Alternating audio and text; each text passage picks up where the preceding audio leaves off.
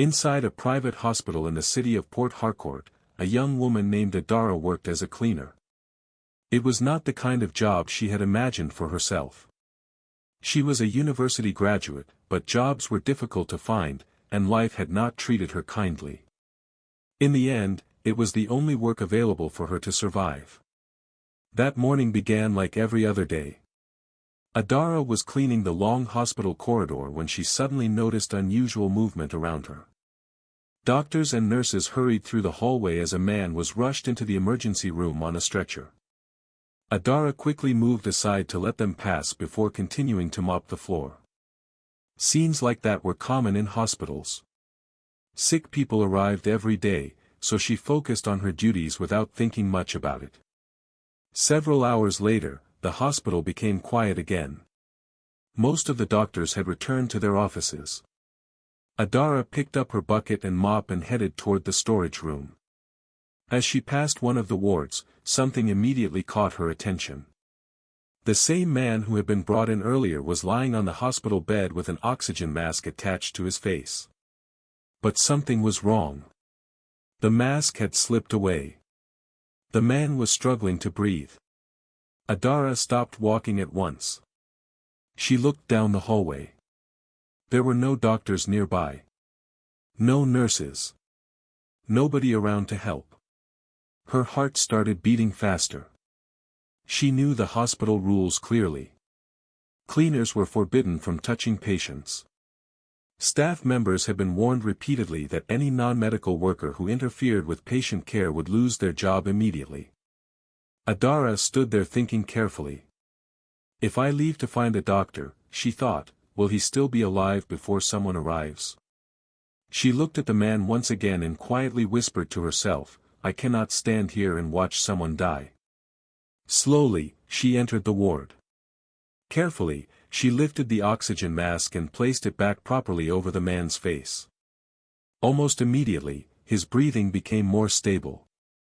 Adara felt relieved for a brief moment. But at that exact moment, the ward door opened. A senior doctor stepped inside and immediately stopped when he saw Adara standing beside the patient with her hand on the oxygen mask. His expression changed instantly. What are you doing here? He asked sharply. Adara turned around quickly. Sir, the mask slipped off, she explained nervously. I was only trying to help. The doctor frowned deeply.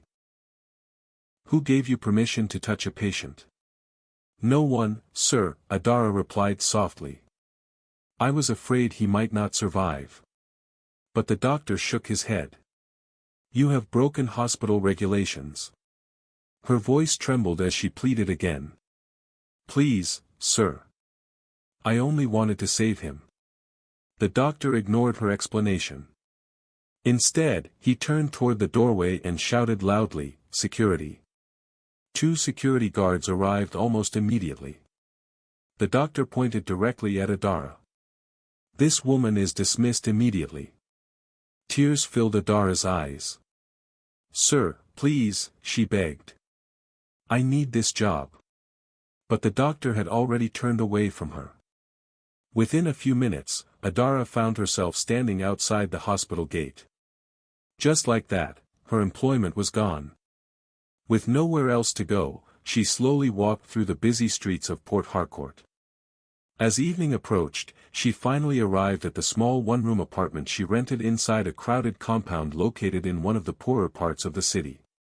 She opened the door and stepped quietly inside. The room was silent. Adara sat down slowly and looked around the tiny space. Her heart felt heavy because, in a single morning, her life had taken another painful turn. 6 months passed. Inside the same hospital in Port Harcourt, the man whose life Adara had helped save sat quietly in a chair inside a doctor's office. 3 months earlier, he had finally regained consciousness after the sudden medical collapse that had nearly ended his life. Since then, the doctors had asked him to return regularly for medical examinations and follow-up checkups. That morning was one of those visits. The doctor entered the office carrying a medical file in his hand. After reviewing the test results, he smiled. Well, Mr. Bobo, the doctor said, your results look very good. Your recovery has gone smoothly. The man nodded calmly. Thank you, doctor. The doctor closed the file and looked at him again with a small smile. Yes, he said. You are strong again. You can return to your normal activities now. Just remember not to overwork yourself. For the first time that morning, the man smiled slightly. His name was Mr. Bobo. Mr. Bobo was a billionaire and the owner of one of the largest real estate companies in the country. 6 months earlier, he had suddenly collapsed inside his home one morning. After several medical examinations, the doctors discovered the cause of the problem. He had simply pushed himself too hard. Stress and constant work had exhausted his body beyond its limits. The doctor looked at him seriously. But I still need to warn you, the doctor said. You must slow down a little. Your health is more important than business. Mr. Bobo gave a quiet smile. I understand, he replied. The doctor smiled lightly. That is what every hard-working man says. A few minutes later, Mr. Bobo stood up and adjusted his jacket. His hospital visit was finally over. When he stepped outside the hospital building, his driver quickly opened the car door for him. His assistant was already waiting nearby. Earlier that morning, Mr. Bobo had called her and asked her to meet him after his routine medical checkup. Good morning, sir, the assistant said respectfully. Mr. Bobo nodded before entering the back seat. Good morning, he replied. Please come in. We have many things to discuss. The assistant entered the vehicle, and soon the driver pulled away from the hospital. As the car moved through the busy streets of Port Harcourt, the assistant opened a folder and began giving her report. Sir, the Lagos estate project has been completed, and the Abuja project is progressing according to schedule, she explained. Mr. Bobo listened carefully. He strongly believed in hard work. People knew him as a kind and disciplined man. But over the years, success had also shaped the way he viewed life. He believed that nothing came freely. In his experience, whenever people helped others, they usually expected something in return. The car continued through the crowded city streets. Mr. Bobo looked out through the window, completely unaware that the hospital he had just left was the same place where a simple cleaner had once risked everything to save his life. A few weeks later, Adora walked slowly along a narrow street in Port Harcourt. Her face looked tired. Life had become extremely difficult since the day she lost her hospital job. Every morning, she left her small rented room very early and moved from one street to another searching for work. Most of the time, she heard the same response. No vacancy. Adora had also tried applying for office positions because she had always hoped to work in a professional environment. But everywhere she went, people asked the same question. Do you have experience? Whenever she answered no, the response was always polite but disappointing. I'm sorry. We need someone with experience. Finding work in the city had already become difficult. The population of Port Harcourt continued growing, and thousands of people were also searching for jobs. For someone like Adora, who lacked experience in office work, the chances were very limited. Eventually, she decided to accept any small job she could find just to survive. Some days, she swept floors in roadside shops. Other days, she washed plates or cleaned small food stores. At the end of each day, she received only a small amount of money. It was never enough, but it helped her continue living. One afternoon, Adora arrived at a small shop where she sometimes worked. She picked up a broom and began sweeping the floor carefully. Later, she mopped the shop before finishing her work. When she was done, the shop owner handed her a little money. Thank you, the woman said. Adora accepted it politely. Thank you, Ma. That had become her daily life now, moving from one small job to another. As evening approached, Adora finished working at the last roadside shop for the day and began walking home. While walking, another problem filled her mind. Her yearly rent payment was almost due, and she had no idea how she would afford it. The thought weighed heavily on her. Slowly, she continued walking until she finally reached the compound where she lived. But as she approached her room, she suddenly noticed something unusual. A notice had been pasted beside her door. Adora stepped closer and carefully began reading the paper. Her eyes moved slowly across the words. The notice explained that the landlord had sold the property. Every tenant living in the compound was expected to move out within 2 months. Adora stood completely still. For a few seconds, she could not move at all. Her hands began shaking slightly. "No, this cannot be happening," she whispered softly. She read the notice again. The words remained the same. Her chest felt heavy. Slowly, Adora sat down on the ground beside her door as tears filled her eyes. "Why now?" she cried quietly. "I have already lost so much." Her voice shook with emotion. "I lost my job. I'm barely surviving. And now this too." Adora covered her face with both hands. She did not know what to do next. She did not know where she would go. As she sat quietly beside the notice pasted on her wall, Adora felt completely trapped, as though life had pushed her into a corner with no clear way forward. The notice on her door filled her with constant worry. From that day onward, she began searching for another place to stay. Every morning, before leaving for her daily jobs, she stopped in different neighborhoods asking people about available rooms. One afternoon, she approached a woman standing outside a building. "Good afternoon, Ma," Adora said politely. "Please, do you know if there is any room available for rent around here?" The woman looked at her and shook her head. "Rooms are very difficult to find now." Adora sighed tiredly. "Even a small room will be fine." The woman folded her arms before answering. "If you want to rent a house in this city now, you must be ready to spend a lot of money." Adora thanked her quietly and continued walking. The truth was painful. Housing in the city had become extremely expensive. Without enough money, renting even a small room was almost impossible. Some tenants in Adora's compound had already packed their belongings and moved away. But others, including Adora, had nowhere else to go. Days slowly turned into weeks. Finally, the 2 months mentioned in the notice came to an end. That morning, loud voices suddenly filled the compound. Adora stepped outside and saw the landlord standing near the entrance of the compound with several rough-looking men beside him. The landlord pointed toward the buildings. "Start removing their things," he ordered. The men immediately entered the rooms and began throwing out the tenants' belongings. Soon, they arrived at Adora's room. One man carried her mattress outside. Another threw out her small bag of clothes onto the ground. Adora rushed forward.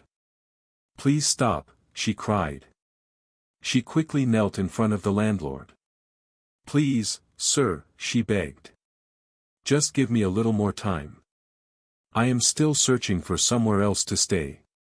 But the landlord shook his head firmly.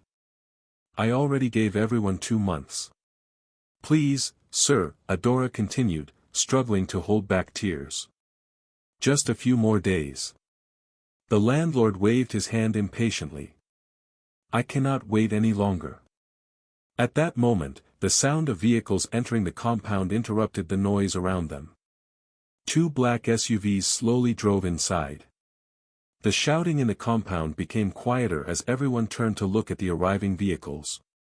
The SUVs stopped, and the doors opened. Several men dressed in suits stepped out first. Then the back door of one of the SUVs opened, and a well-dressed man stepped out calmly. He looked around the compound before speaking. "Excuse me," he said. "What is happening here?" Everyone paused. The landlord quickly walked toward him with a smile on his face. "Sir, welcome." Then he turned toward the tenants and spoke loudly. "Everyone, listen carefully. The man standing here is the new owner of this property. His name is Mr. Bobo." Slowly, Adora lifted her head and looked directly at the man. Something about him seemed familiar. She tried to remember where she had seen him before. Then suddenly, she realized who he was. It was the same patient she had helped at the hospital months earlier. Adora slowly stood up and walked closer to him. "Good afternoon, sir," she said politely. Mr. Bobo looked at her. "Good afternoon," he replied. Adora spoke again. "Sir, how is your health now?" Mr. Bobo looked surprised. "My health?" "Yes, sir," Adora answered gently. Mr. Bobo frowned slightly. "How did you know I was sick?" Adora took a deep breath before replying. "Sir, the day you were brought into the hospital was also the day I lost my job." Mr. Bobo looked confused. "How?" he asked. "What happened?" Adora began explaining calmly. "You were rushed into the hospital that morning and taken directly to the emergency ward. You were unconscious." Mr. Bobo listened carefully. "I was working there as a cleaner," she continued softly. "Later that same day, when I went to clean the corridor outside the emergency ward, I noticed something unusual." She paused briefly before continuing. "Your oxygen mask had slipped away from your nose, and you were struggling to breathe." Immediately, Mr. Bobo's expression changed. Adora swallowed gently before speaking again. "At first, I wanted to run and call a doctor," she explained. "But when I looked at you again, your breathing was becoming weaker." Her voice became quieter. "I was afraid that if I left to find help, it might become too late before anyone arrived." She lowered her eyes for a moment. "I already knew the hospital rules. Cleaners were not allowed to touch patients."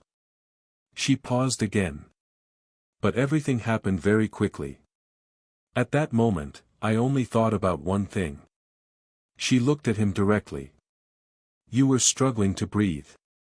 So I stepped into the room and adjusted the oxygen mask properly." Adora took a small breath before continuing. "Almost immediately, your breathing became stable again." For a brief moment, relief appeared on her face as she remembered the situation clearly. "My plan was to adjust the mask quickly and then go directly to one of the doctor's offices to inform them," she explained. "But the moment I turned around, a doctor was already standing behind me." Mr. Bobo leaned forward slightly, listening carefully. "He saw me touching the oxygen mask," Adora continued quietly. "He became very angry. He said I had broken hospital rules and had no right to touch a patient." She lowered her voice. "I tried to explain everything. I told him the mask had slipped away and you were struggling to breathe. But he refused to listen." She paused briefly. "He immediately called the security guards, and they escorted me out of the hospital that same day." Adora looked down for a moment. "That was how I lost my job." Mr. Bobo remained silent as he stared at her. He had no memory of the event she described, but as he looked into her eyes, he could see honesty in her words. After a moment, Mr. Bobo turned toward the landlord. "Please stop removing their belongings," he said calmly. The landlord looked surprised. "But sir, they were already given notice." Mr. Bobo nodded slightly. "I understand." He looked around the compound before speaking again. "I only came today to inspect the property. Give them 3 more weeks to find another place." The landlord hesitated for a moment before finally nodding. "Yes, sir." Adora quickly spoke. "Thank you very much, sir." Mr. Bobo looked at her again. "What is your name?" he asked. "My name is Adora, sir," she replied respectfully. Mr. Bobo nodded slowly. "I will confirm everything you told me," he said calmly. Then he turned and walked back toward his SUV. He entered the back seat, and as the vehicle slowly drove out of the compound, Mr. Bobo turned toward his personal assistant sitting beside him. "I need you to do something for me," he said. "Yes, sir," she replied immediately. "Contact the hospital where I was admitted," Mr. Bobo instructed. "Confirm whether a cleaner named Adora was dismissed on the same day I was brought there." "All right, sir," the assistant replied. Mr. Bobo leaned back quietly in his seat. His mind was filled with questions because if Adora's story was true, then someone had once risked her livelihood to save his life. Within 1 week, the report Mr. Bobo requested finally arrived. That evening, he sat quietly inside his study when his phone rang. It was his personal assistant. "Sir," she said over the phone, "I spoke with the hospital management." Mr. Bobo listened carefully. "They confirmed the story," she continued. "A cleaner named Adora was dismissed on the same day you were admitted to the emergency ward." Mr. Bobo remained silent. "The report says she was fired because she was seen adjusting the oxygen mask of a patient inside the emergency room," the assistant added. Immediately, Mr. Bobo understood that the patient was him. Slowly, he lowered the phone after the call ended. For a long moment, he sat there quietly. Everything Adora had told him was true. He remembered the way she spoke in the compound. Her voice had been calm and sincere. She did not sound like someone trying to gain favor or impress him. To her, helping someone in danger had simply felt like the right thing to do. The following morning, Mr. Bobo called his driver. "Prepare the car," he instructed. "Yes, sir," the driver replied. Soon, the black SUV headed toward the compound Mr. Bobo had recently purchased. When the vehicle entered the compound, Mr. Bobo noticed someone walking out of one of the small rooms. It was Adora. She appeared ready to leave for her daily work. The SUV stopped. Mr. Bobo opened the door and stepped out. "One moment, please," he called. Adora turned around immediately. When she saw him, she bowed her head slightly. "Good morning, sir." "Good morning," Mr. Bobo replied calmly. He walked closer before speaking again. "The day you adjusted the oxygen mask, were you fully aware that it was against hospital rules?" Adora nodded. "Yes, sir. I was aware." "And after adjusting the mask, you still intended to report the situation to the doctors afterward, correct?" Mr. Bobo asked. She nodded once again. "Yes, sir." Mr. Bobo looked at her carefully. "So, you knew there was a possibility you could lose your job, but you still decided to help?" Adora nodded quietly. Mr. Bobo paused briefly before speaking again. "So it is fair to say that you risked your job to save my life?" Adora nodded again, but this time more slowly. Her eyes filled with tears, and when she spoke, her voice trembled slightly. "Yes, sir." Mr. Bobo took a deep breath before speaking again. "How can I repay you for what you did for me?" Adora looked surprised by the question. "For helping me," Mr. Bobo continued. "How should I repay you?" But Adora gently shook her head. "No, sir."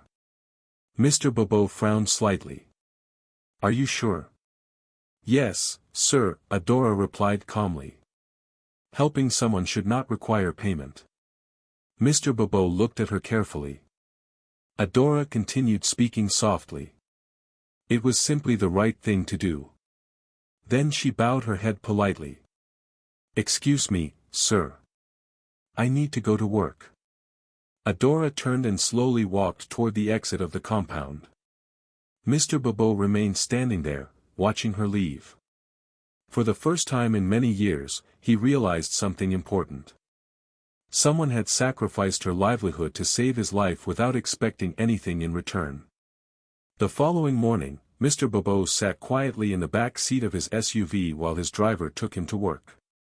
As the vehicle moved through one of the busy streets in the city, Mr. Bobo leaned slightly toward the window. Then he noticed someone across the road in front of a small roadside shop. A woman was sweeping the floor carefully. Mr. Bobo looked closely. It was Adora. She was working hard, sweeping the roadside with full concentration and determination. Mr. Bobo watched silently as the SUV continued moving forward. That night, Mr. Bobo sat alone inside his study at home. The house was completely quiet. Once again, his thoughts returned to everything that had happened, the hospital incident, the conversation in the compound, and the way Adora refused any reward for helping him. Slowly, a new idea began forming in his mind. The next morning, Mr. Bobo returned to the compound. The black SUV stopped near the entrance, and he stepped out before looking around carefully. After a few moments, he finally saw Adora. She was sitting quietly on a small wooden bench outside her room. Mr. Bobo walked toward her. "Adora," he called gently. She turned immediately when she heard his voice. "Good morning, sir," she said politely. "Good morning," Mr. Bobo replied. He stood there quietly for a moment before sitting down beside her on the wooden bench. "I came to speak with you," he said calmly. Adora nodded. "I'm listening, sir." Mr. Bobo took a slow breath. "There is something I realized yesterday," he said. "What is it, sir?" Adora asked. Mr. Bobo looked at her quietly for a moment before finally speaking. "I never truly had the opportunity to thank you properly." Adora gave a small smile. "You are welcome, sir." Mr. Bobo continued speaking. "You saved my life that day in the hospital." Adora gently shook her head. "I only did what was right." Then she added quietly, "It just happened to cost me my job." Mr. Bobo lowered his eyes briefly. "I am sorry about that," he said sincerely.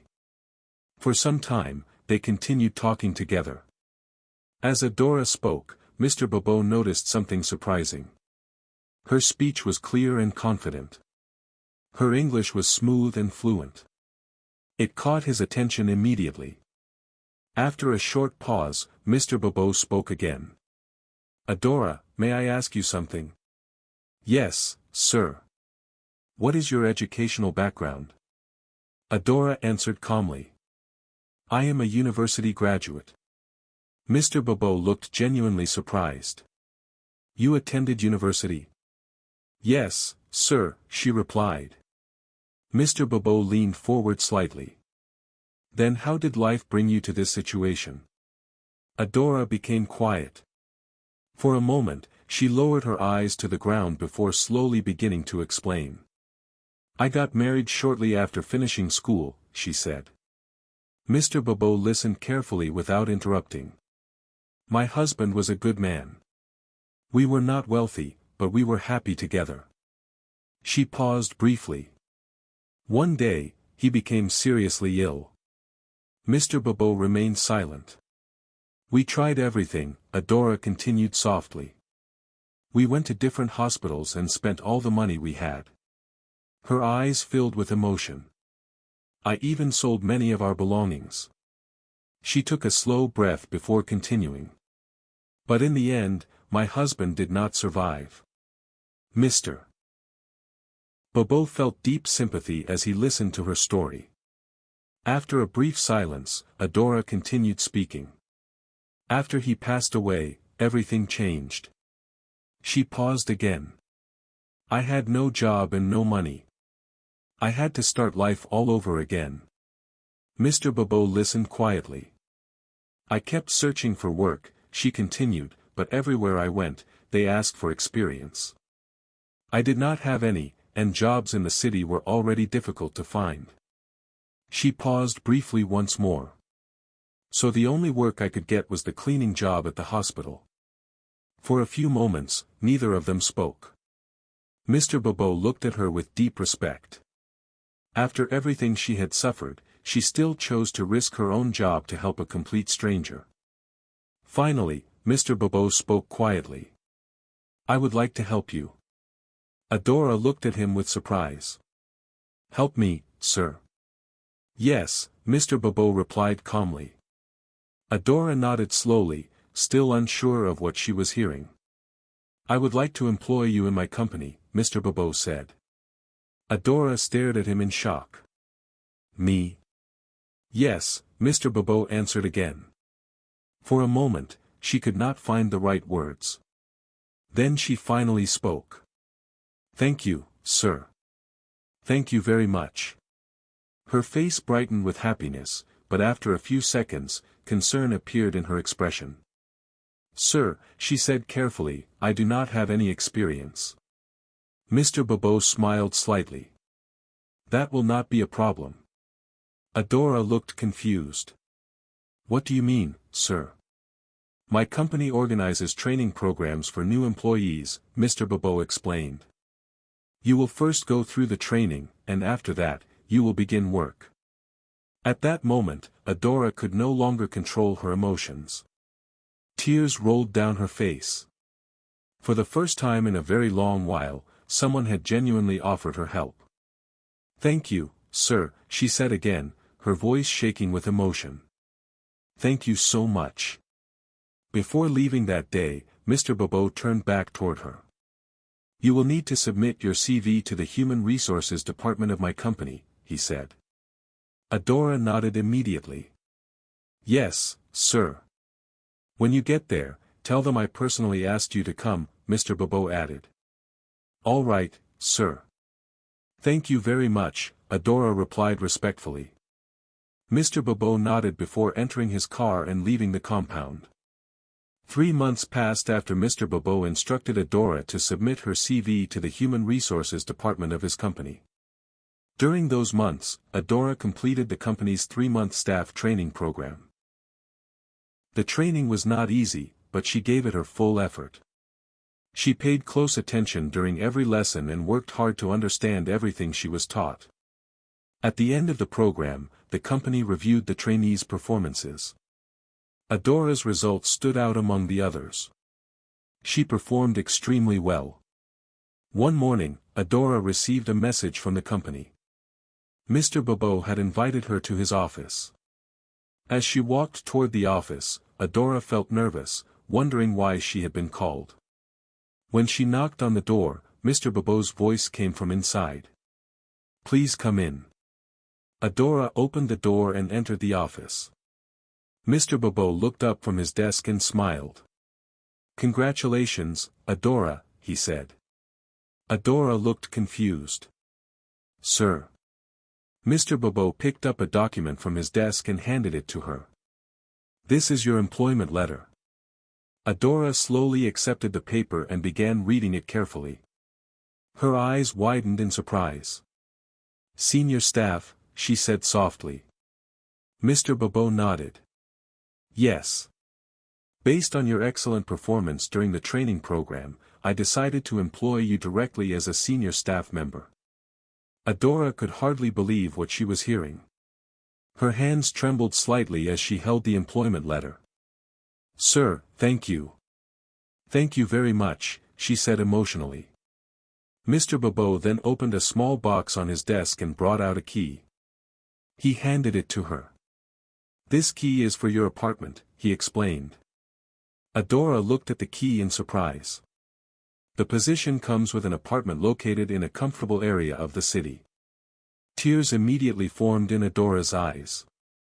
She had never imagined receiving such an opportunity. "Thank you, sir," she said once again. Mr. Bobo stood up and stretched out his hand toward her. "Welcome to the company." Adora quickly shook his hand. "Thank you, sir. I truly appreciate this." Mr. Bobo smiled calmly. "You earned it," he said. But Adora continued thanking him repeatedly because, to her, everything still felt like a dream she never expected to experience. Dear viewers, a kind heart is never forgotten. What you do for others, even during your most difficult moments, can open doors you never imagined possible. Now, I would love to hear your thoughts about this story. Please share your opinion in the comments section below. I will be reading your comments personally. In the coming days, another touching story will be shared on this channel, so please subscribe and turn on your notification bell to be informed immediately when the next video is uploaded. If you enjoyed this story, do not forget to like the video and share it with your friends. Thank you so much for watching. Your support and time are truly appreciated.